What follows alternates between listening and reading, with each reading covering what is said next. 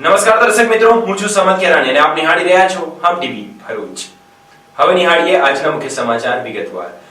ભરૂચ શહેરમાં ભાજપના 4 નંબરના વોર્ડના ઉમેદવારના કાર્યાલયનું ઉદ્ઘાટન કરવામાં આવ્યું હતું। તદુપરાંત બિનહરીફ વિજેતા થયેલા ઉમેદવારોનું સન્માનની સાથે સાથે કોંગ્રેસમાંથી ઉમેદવારી કરી ફોર્મ પરત ખેંચીને ભાજપમાં જોડાનાર એક ઉમેદવારનું પણ સ્વાગત કરવામાં આવ્યું હતું।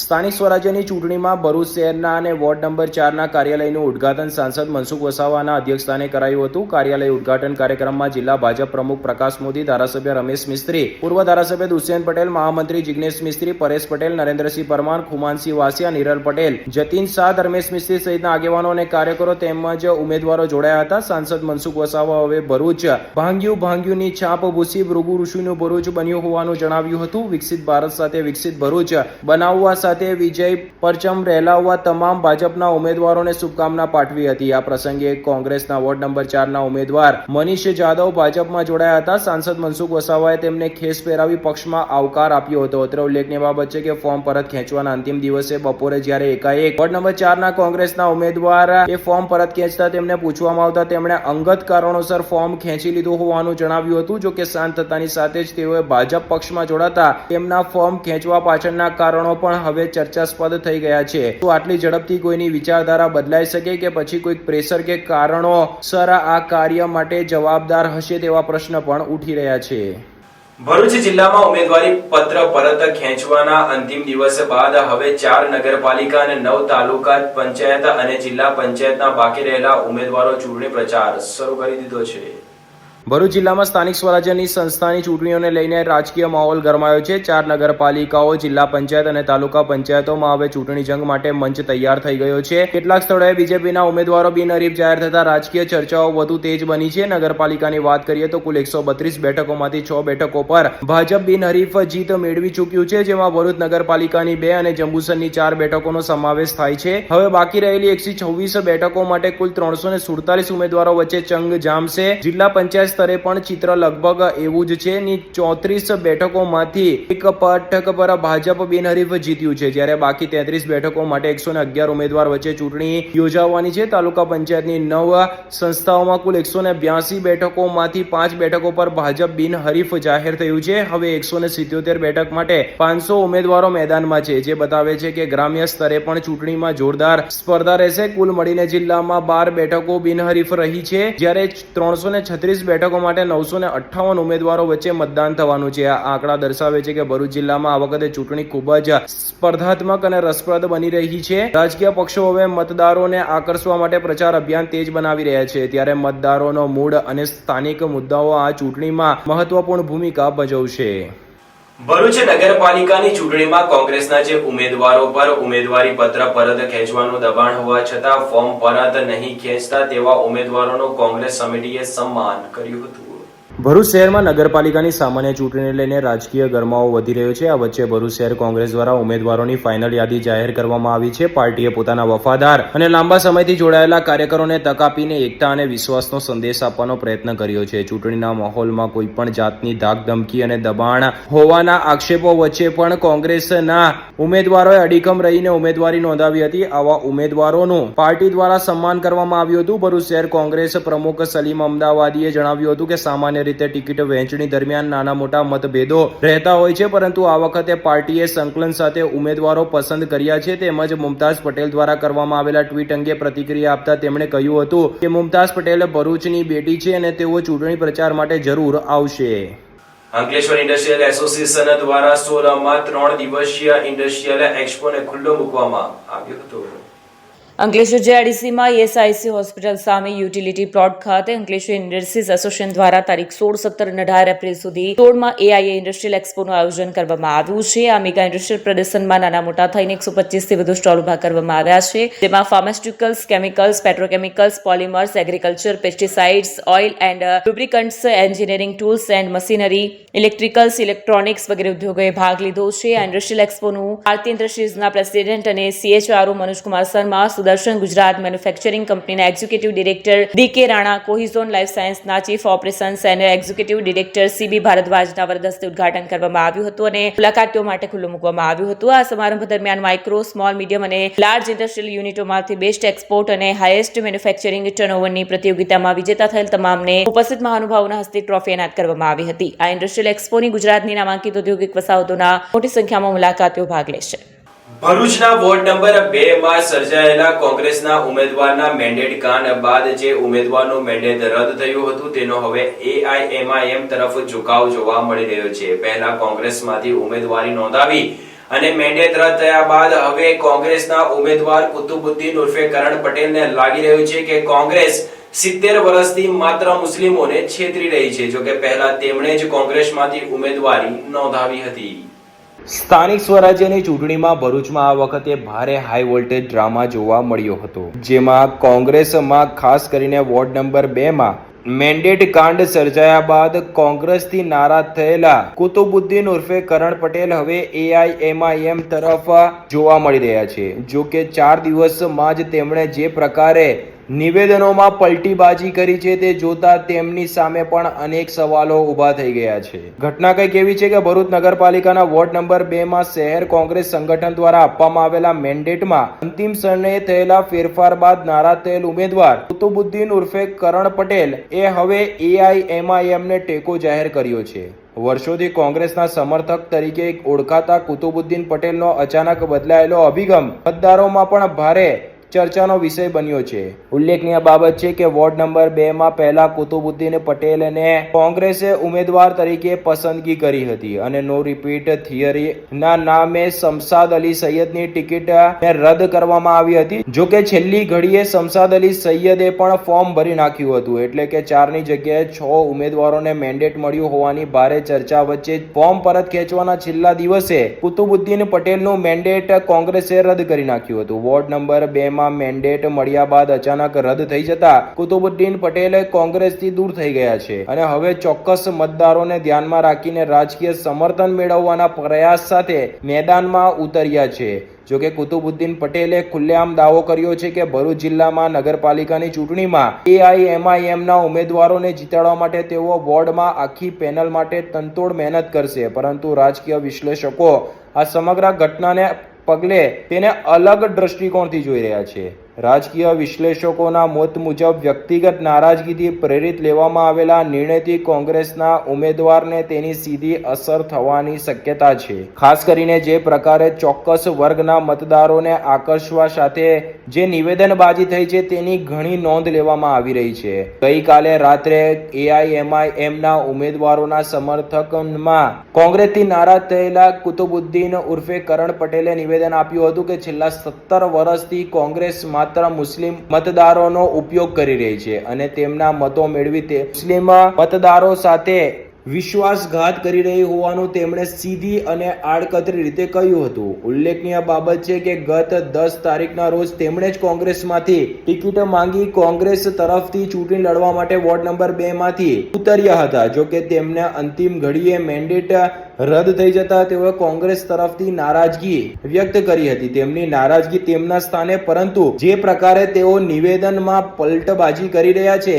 તે જોતા હવે તેમની વાતો પર વિશ્વાસ કરવો મતદારો માટે પણ મુશ્કેલ બની શકે છે. જે વ્યક્તિ 4 દિવસ પહેલા કોંગ્રેસના ગુણગાન ગાતો હોય અને 4 દિવસ બાદ ટિકિટ ન મળવા પર કે મેન્ડેટ રદ થવા પર તરત પલટબાજી કરી અને હવે કોંગ્રેસ મુસ્લિમ મતદારોને છેતરી રહી છે તેવા નિવેદનો આપે તે કેટલા અંશે યોગ્ય ગણી શકાય. જો તે 70 વર્ષથી મુસ્લિમ મતદારોનો ઉપયોગ કરી રહી હોવાની વાત કરણ પટેલે નિવેદન આપીને કહી છે, તો તેઓએ કોંગ્રેસ તરફથી કેમ ટિકિટ માંગી હતી? તેઓએ કોંગ્રેસમાંથી ચૂંટણી લડવા માટે કેમ ઈચ્છા દર્શાવી હતી? અને જો AIMIM પાર્ટી મુસ્લિમ મતદારો માટે આટલી સારી હતી તેમના મતે, તો તેઓએ AIMIM તરફથી પહેલા ટિકિટ કેમ ના માંગી? જેવા પ્રશ્ન પણ આ નિવેદનબાજી પરથી ઉઠી રહ્યા છે. એટલે કે તમે નારાજગીમાં જે નિવેદનો આપી રહ્યા છો તે બોલતા પહેલા તે પણ વિચારવું જરૂરી છે કે તમે ભૂતકાળમાં શું નિવેદનો આપ્યા છે. તમારા આવા નિવેદનની પલટેબાજી આજકાલ નેતાગીરીમાં સામાન્ય થઈ ગઈ છે, પરંતુ સામાન્ય મતદારો માટે હવે તેમના કયા નિવેદન પર વિશ્વાસ કરવો તે ઘણું મુશ્કેલ બની ગયું છે.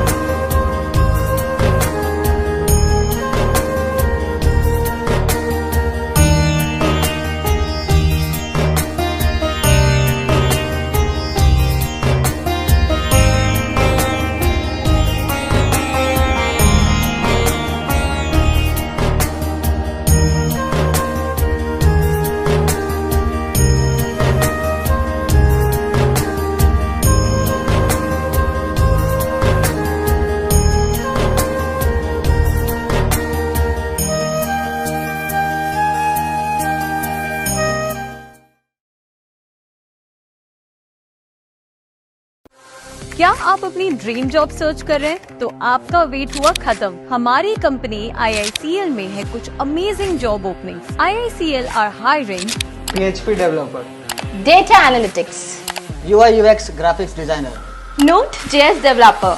WordPress developer. From all over Gujarat. तो देर किस बात की, अप्लाई करें अभी और बने हमारी डायनामिक टीम का हिस्सा। विजिट करें हमारी वेबसाइट www.iiclindia.com/career या मेल करें अपना रेज्यूमे iiclindia06@gmail.com पर। हमारी टीम में आपको मिलेगा एक इनोवेटिव और क्रिएटिव एनवायरनमेंट ताकि आपकी स्किल्स हमेशा अपडेटेड रहे। Freshers can also apply. Contact now on 7041542766. Ankleshwar નગરપાલિકાના વોર્ડ નંબર 1 માં અપક્ષ તરીકે ઉમેદવારી નોંધાવનાર નીતિન વકીલ અને તેમના પત્નીને ભાજપ પક્ષે પક્ષ વિરોધી પ્રવૃત્તિના આક્ષેપ સાથે સસ્પેન્ડ કર્યા છે। જો કે નીતિન વકીલને 14 તારીખના રોજ સસ્પેન્ડ કરવામાં આવ્યા, જ્યારે તેમના પત્નીને 11 તારીખે જ સસ્પેન્ડ કરી દેવામાં આવ્યા હોવાનો પત્ર સોશિયલ મીડિયા પર ફરતો થયો છે। સ્થાનિક સ્વરાજ્યની ચૂંટણીમાં ભરૂચમાં આ વખતે ભાજપ કોંગ્રેસ બંને પક્ષમાં ભારે હાઈ વોલ્ટેજ ડ્રામા જોવા મળ્યા હતા। ત્યારે હવે ભાજપે પક્ષ વિરોધી પ્રવૃત્તિ કરવાના આક્ષેપ સાથે અંકલેશ્વર નગરપાલિકાના વોર્ડ નંબર 1 માંથી અપક્ષ ઉમેદવારી કરનાર નીતિન વકીલ અને ભાજપ પક્ષના ભરૂચ જિલ્લા મંત્રી તરીકે 2 મહિના પહેલા હોદ્દો મેળવનાર નયના વકીલને 6 વર્ષ માટે ભાજપ પક્ષમાંથી સસ્પેન્ડ કરવામાં આવ્યા છે। જોકે સસ્પેન્શનની પ્રક્રિયા પણ ડ્રામેબાજી જેવી જ જોવા મળી હતી। આવું એટલે કહેવામાં આવી રહ્યું છે કારણ કે અંકલેશ્વર નગરપાલિકાની ચૂંટણીમાં ગત તારીખ 10 એપ્રિલના રોજ નીતિન વકીલે પક્ષના સત્તાવાર ઉમેદવાર સામે અપક્ષ તરીકે ઉમેદવારી નોંધાવી હતી। પક્ષની સૂચનાઓનું ઉલ્લંઘન કરી સ્વતંત્ર રીતે ચૂંટણી મેદાનમાં ઉતરવાના નિર્ણયને ભાજપ પક્ષે ગંભીરતાથી લીધો હતો, જેના કારણે તેમની સામે તાત્કાલિક કાર્યવાહી કરવામાં આવી હતી। આ કાર્યવાહીના ભાગરૂપે નીતિન વકીલના પત્ની નયના વકીલ જે જિલ્લા ભાજપના મંત્રી તરીકે 2 મહિનાથી કાર્યરત હતા, તેમને પણ તેમનો હોદ્દો ગુમાવવો પડ્યો હતો અને તેમને પણ પક્ષમાંથી સસ્પેન્ડ કરવામાં આવ્યા હતા। જો કે આ સમગ્ર કાર્યવાહી કરીને પક્ષે આ પગલું લઈને સંદેશ આપવા માંગતું હતું કે શિસ્ત ભંગ અને પક્ષ વિરોધી પ્રવૃત્તિઓ સહન કરવામાં આવશે નહીં। જો કે આ સમગ્ર પ્રકરણમાં જ્યારે સસ્પેન્શનની તારીખો અને પદ છોડવા અંગેના પત્રની તારીખો પર નજર કરવામાં આવે તો સમગ્ર પ્રક્રિયા એક ડ્રામેબાજી જેવી લાગે છે, કારણ કે 10 એપ્રિલના રોજ નીતિન વકીલે વોર્ડ નંબર 1 માં અપક્ષ તરીકે ઉમેદવારી નોંધાવી, જેમને 14 એપ્રિલના રોજ પક્ષમાંથી 6 વર્ષ માટે સસ્પેન્ડ કરવામાં આવે છે, જેવો પત્ર ગઈકાલે રાત્રે સોશિયલ મીડિયા પર ફરતો થયો। ત્યારબાદ તેમના પત્ની એટલે કે નયનાબેન વકીલ કે જેઓ ભરૂચ જિલ્લા મંત્રી તરીકે 2 મહિનાથી કાર્યરત હતા, તેમને 11 તારીખના રોજ સસ્પેન્ડ કરવાનો પત્ર ફરતો થયો। જો કે ઉલ્લેખનીય બાબત એ છે કે ત્યારબાદ જ વધુ એક લેટર પણ સોશિયલ મીડિયા પર ફરતો થયો હતો, જેમાં 12 એપ્રિલના રોજ નયનાબેન વકીલે પોતે ભાજપ પક્ષને પત્ર લખ્યો હતો અને તેમાં તેમણે પોતાના પદ પરથી હટવા અંગેનો નિર્ણય પક્ષને જણાવ્યો હતો અને તે પત્ર 12 એપ્રિલના રોજ લખવામાં આવ્યો છે। ત્યારે પતિને 14 એપ્રિલના રોજ સસ્પેન્ડ કરવામાં આવે અને પત્નીને 11 એપ્રિલના રોજ સસ્પેન્ડ કરી દેવામાં આવે તે ઘણી ગંભીર અને નોંધ લેવા જેવી બાબત છે। એટલે કે નીતિન વકીલ કે જેઓએ અપક્ષમાં ઉમેદવારી નોંધાવી તેમને સસ્પેન્ડ કરવામાં પક્ષે 4 દિવસનો સમય લીધો, જ્યારે કે ભરૂચ જિલ્લા મંત્રી તરીકે કાર્યરત તેમની જ પત્નીને તાત્કાલિક બીજા દિવસે સસ્પેન્ડ અંગેનો પત્ર બહાર આવે તે પણ નોંધ લેવા જેવી બાબત છે। જો કે ઉલ્લેખનીય બાબત એ પણ છે કે જ્યારે 11 એપ્રિલના રોજ જ પક્ષે નયનાબેન વકીલને સસ્પેન્ડ કરી નાખ્યા હતા, તો પછી 12 તારીખના રોજ તેમણે કેમ પક્ષને પોતાના પદ પરથી હટવા અંગેનો પત્ર લખ્યો હતો કે પછી નયનાબેન વકીલના પત્ર લખાયા બાદ સમગ્ર ઘટના બની છે તે પણ ઘણી નોંધ લેવા જેવી બાબત છે।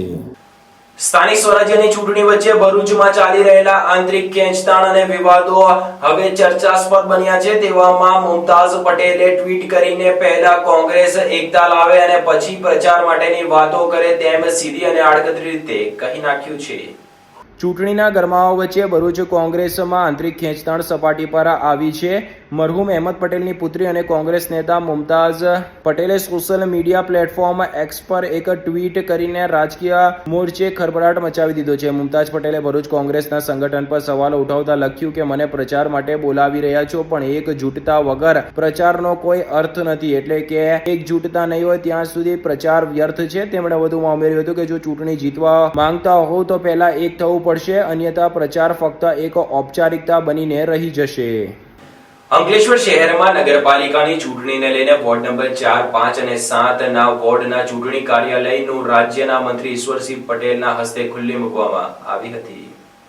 અંકલેશ્વર ખાતે નગરપાલિકાની ચૂંટણીને ધ્યાનમાં રાખીને રાજકીય ગતિવિધિઓ તેજ બની રહી છે. આ પરિસ્થિતિમાં વોર્ડ નંબર 4, 5 અને 7 માટેના ભાજપના ચૂંટણી કાર્યાલયોનું ઉદ્ઘાટન કાર્યક્રમનું આયોજન કરવામાં આવ્યું હતું. આ કાર્યાલયોના ઉદ્ઘાટન રાજ્ય મંત્રી ઈશ્વરસિંહ પટેલના હસ્તે વિધિવત રીતે કરવામાં આવ્યું હતું. આ પ્રસંગે જિલ્લા ભાજપના મહામંત્રી જિગ્નેશ મિસ્ત્રી, નિરલ પટેલ, શહેર ભાજપ પ્રમુખ ધર્મેન્દ્ર પુષ્કરણા સહિત મોટી સંખ્યામાં કાર્યકરો અને સ્થાનિક આગેવાનો ઉપસ્થિત રહ્યા હતા. મંત્રી ઈશ્વરસિંહ પટેલે આ પ્રસંગે સંબોધન કરતા જણાવ્યું હતું કે વિકાસના મુદ્દાઓને ધ્યાનમાં રાખીને ચૂંટણી લડવામાં આવશે અને જનતાને વિશ્વાસ જીતવાનો પ્રયત્ન કરવામાં આવશે. તેમણે કાર્યકરોને એકજૂટ રહીને પક્ષને જીતાડવા માટે પ્રયત્નશીલ રહેવાની અપીલ કરી હતી. આવનારી ચૂંટણીને લઈને રાજકીય ગરમાવો સ્પષ્ટ રીતે અનુભવાઈ રહ્યો છે. તેમાં પણ ખાસ કરીને ભાજપ પક્ષ માટે આ દિવસો આકરા રહેવાની સંભાવના છે. કેટલાક વોર્ડ વિસ્તારમાં ભાજપના કાર્યકર્તાઓમાં પણ નારાજગીનો સૂર ફૂંકાયો હોવાની ચર્ચા છે.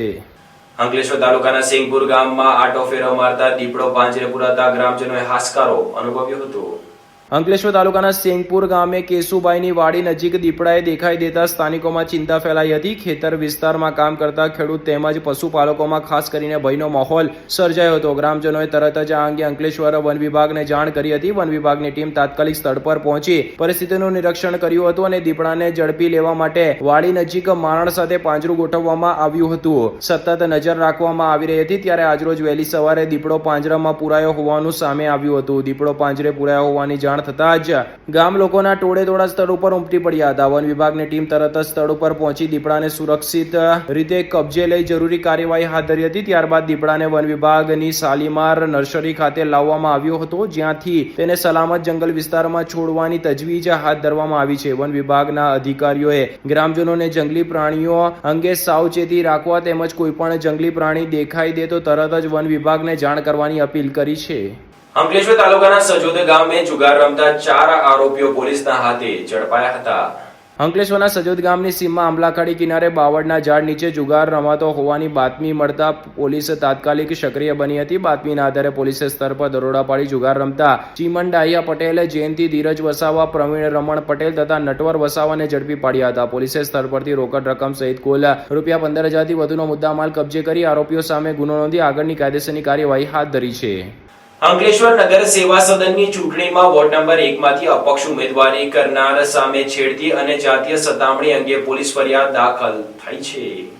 અંકલેશ્વર શહેર એ ડિવિઝન પોલીસ મથકે નોંધાયેલી ફરિયાદ મુજબ એક શિક્ષિકાએ આક્ષેપ કર્યો છે કે વર્ષ 2017 થી 2022 દરમિયાન પ્રવીણ મોદીએ તેની સામે અયોગ્ય માંગણી કરી હતી. ફરિયાદમાં વધુમાં જણાવવામાં આવ્યું છે કે માંગણીઓને નકારી કાઢતા શિક્ષિકાને માનસિક રીતે હેરાન કરવામાં આવી હતી તેમજ શિક્ષણ વિભાગમાં ખોટી અરજી કરાવી દબાણ બનાવવાનો પ્રયાસ પણ કરવામાં આવ્યો હતો. પોલીસ સૂત્રોના જણાવ્યા અનુસાર આ મામલે પ્રવીણ મોદી ઉપરાંત ભદ્રેશ પટેલ સહિત કુલ 8 લોકો સામે ગુનો નોંધાયો છે. અંકલેશ્વર શહેર એ ડિવિઝન પોલીસની ફરિયાદના આધારે કાયદેસરની કાર્યવાહી હાથ ધરી આગળની તપાસ શરૂ કરી છે. ઉલ્લેખનીય છે કે પ્રવીણ મોદી હાલ નગર સેવા સદનની ચૂંટણીમાં વોર્ડ નંબર 1 માંથી પોતાની પેનલ સાથે અપક્ષ ઉમેદવાર તરીકે ચૂંટણી મેદાનમાં છે. ફરિયાદ જાહેર થતા ચૂંટણી માહોલ વચ્ચે રાજકીય ચર્ચાઓ તેજ બની છે. આક્ષેપને લઈને પ્રવીણ મોદીએ પત્રકારોને આપેલી માહિતી મુજબ તેમને હજુ સુધી પોલીસ તરફથી કોઈ સત્તાવાર જાણ કરવામાં આવી નથી અને નોંધાયેલી ફરિયાદ રાજકીય ષડયંત્રનો ભાગ હોવાનું તેમણે જણાવ્યું હતું. પોલીસ તપાસ ચાલુ હોવાથી સમગ્ર મામલે હકીકત તપાસ પૂર્ણ થયા બાદ જ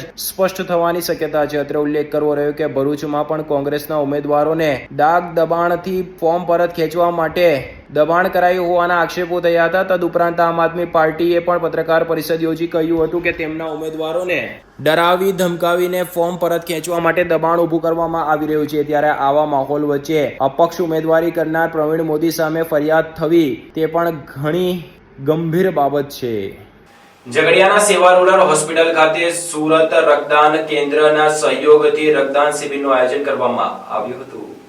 ઝઘડિયા ખાતે આવેલ સેવા રૂરલ હોસ્પિટલ ખાતે રક્તદાન શિબિરનું આયોજન કરવામાં આવ્યું હતું. સુરત રક્તદાન કેન્દ્રના સહયોગથી યોજાયેલા આ રક્તદાન શિબિરમાં કુલ 57 યુનિટ રક્ત એકત્ર થયું હતું. ઉલ્લેખનીય છે કે માનવ જીવનમાં આવતી કેટલીક બીમારીઓ દરમિયાન ઓપરેશન કરવાની જરૂર ઊભી થતી હોય છે. તેવા સંજોગોમાં જો દર્દીને શરીરમાં લોહી નિયત માત્રા કરતાં ઓછું હોય તો આવા દર્દીઓને ઓપરેશન પહેલા લોહી ચડાવવું પડતું હોય છે. વળી ઘણીવાર ઓપરેશનની જરૂર ના હોય પરંતુ દર્દીના શરીરમાં લોહી ઓછું હોય તો સારવાર દરમિયાન લોહી ચડાવવું પડે છે. વળી ઘણીવાર આકસ્મિક અકસ્માતો દરમિયાન પણ ઈજાગ્રસ્ત વ્યક્તિઓ માટે લોહીની જરૂર પડે છે. ત્યારે લોહીની જરૂર પુને પહોંચી વળવા બ્લડ બેંકોમાં લોહીનો જથ્થો યોગ્ય પ્રમાણમાં હોવો જોઈએ અને લોહીનો આ જથ્થો રક્તદાન કેમ્પો દ્વારા એકત્ર કરાતો હોય છે. ઘણી સેવાભાવી સંસ્થાઓ દ્વારા સમયાંતરે રક્તદાન કેમ્પ યોજાતા હોય છે. ઝઘડિયાની સેવા રૂરલ હોસ્પિટલ દ્વારા અવારનવાર રક્તદાન કેમ્પ યોજાતા હોય છે. સેવા રૂરલ હોસ્પિટલમાં આંખ રોગ, ટીબી, પ્રસૂતિ રોગ, બાળકોના રોગની અદ્યતન સારવાર આપવામાં આવે છે. સેવા રૂરલ સંસ્થાની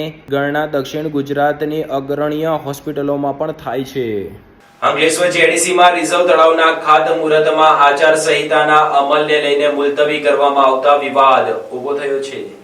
અંકલેશ્વર ઉદ્યોગ મંડળના ત્રિદિવસીય ઇન્ડસ્ટ્રીયલ એક્સપોનો પ્રારંભ વચ્ચે રિઝર્વ તળાવનું ખાતમુહૂર્ત આચાર સંહિતાના કારણે આગળ ધરીને મુલતવી કરાતાની સાથે જ ભારે વિવાદ સર્જાયો છે. ઘટના કંઈક એવી છે કે અંકલેશ્વર ઉદ્યોગ મંડળ દ્વારા આયોજિત ત્રિદિવસીય ઇન્ડસ્ટ્રીયલ એક્સપોનો ભવ્ય પ્રારંભ તે જ ગ્રાઉન્ડ ઉપર કરવામાં આવ્યો હતો જે જમીન અંકલેશ્વર નોટિફાઈડ રહેણાંક વિસ્તાર માટે રિઝર્વ તળાવના નિર્માણ હેતુસર જેડીસી દ્વારા એલોટ કરવામાં આવી છે. એક્સપોના ઉદ્ઘાટન સમારોહ બાદ સૂચિત રિઝર્વ તળાવના નિર્માણ માટે ખાતમુહૂર્ત વિધિ યોજવાની જાહેરાત કરવામાં આવી હતી. અંકલેશ્વર ઉદ્યોગ મંડળના વર્તમાન પદાધિકારીઓ તેમજ અંકલેશ્વર નોટિફાઈડ એરિયા ઓથોરિટીના પ્રતિનિધિઓમાં આ જાહેરાતને લઈને સ્પષ્ટ ઉત્સાહ જોવા મળ્યો હતો. જો કે સ્થાનિક સ્વરાજ્ય સંસ્થાઓની ચૂંટણીને પગલે લાગુ થયેલી આચાર સંહિતાના કારણે કાર્યક્રમ મુલતવી રાખવાની ફરજ પડી હોવાનું સૂત્રોએ જણાવ્યું હતું. ઉલ્લેખનીય છે કે અંકલેશ્વર નોટિફાઈડ વિસ્તારનો સ્થાનિક સ્વરાજ્યની ચૂંટણીઓ સાથે સીધો કે પરોક્ષ સંબંધ ન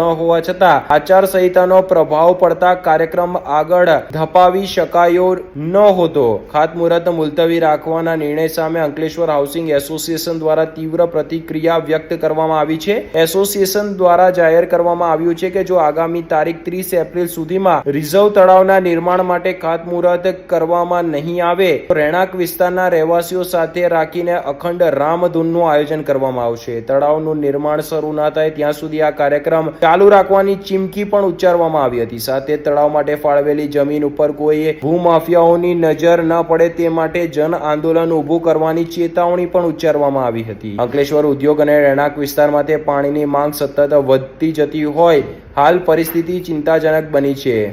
પાણીની ખપત પર આંકડાકીય નજર કરીએ તો કુલ પાણીની જરૂરિયાત આશરે 52 MLD છે. જો કે વર્તમાન પુરવઠો માત્ર 20 થી 22 MLD એટલે કે દૈનિક કાયમી અછત અંદાજે 25 થી 30 MLD ની છે. વોટર સપ્લાય સ્કીમ અંતર્ગત યુટિલિટી પ્લોટ નંબર 1 અને 2 રિઝર્વ તળાવ માટે ફાળવવામાં આવી હોય અને હાલ જમીન પડતર સ્થિતિમાં હોવાનું જાણવા મળે છે.